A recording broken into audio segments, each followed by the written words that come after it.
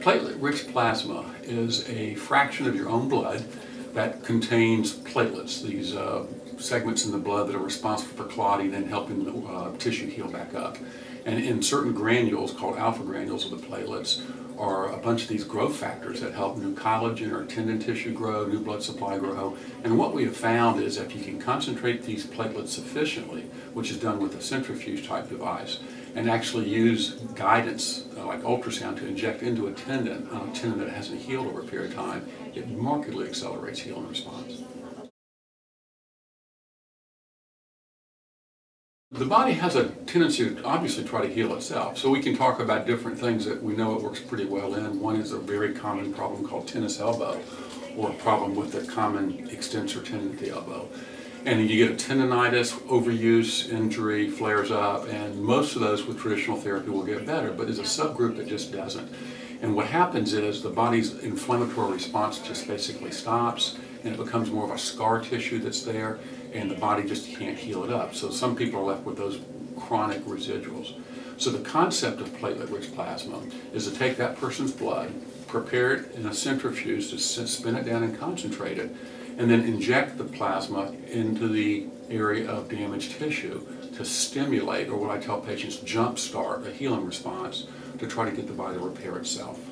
And actually, from the standpoint of the applications of platelet-rich plasma, because it's being used for lots of different things, but as it relates for orthopedic injuries, I think it's clear that's where we found our biggest success with using platelet-rich plasma, is for these chronic tendinopathies that just have not responded to conservative treatment. Well, I think there's lots of different applications for PRP. I think we're seeing it now being used quite successfully in high-performance athletes. College Division I schools use it. Certainly professional teams now, this is standard part of their treatment programs for their athletes. Local use that we've seen significant success in, for example, has been pitcher's elbow, an injury to the inside of the elbow, the ulnar collateral ligament, or what's called the Tommy John injury or Tommy John ligament, that we've really seen that on a partial tear that we can identify either on ultrasound, which we do in the office, or an MRI scan, which is another way of looking at this very well, that if it's a partial tear, that injury is responding extremely well and predictably to platelet-rich plasma injection. So it's a very non-invasive, it's very safe because it's the patient's own blood. You're not using somebody else's blood for this. And it does take a little while for it to heal, so we have to protect it for a while, but the healing rate of that has been very, very predictable. So that's one example where it's a ligament that we're using it for. We use it for tendinopathies. Again, the most common things we see is there's a soccer player, for example, that's got bad patella tendonitis in the knee, and they've done all the rehabilitation and it just doesn't seem to heal up. From a minimally invasive standpoint, to be able to go in and inject the platelet-rich plasma into the tendon to get the tendon to heal up.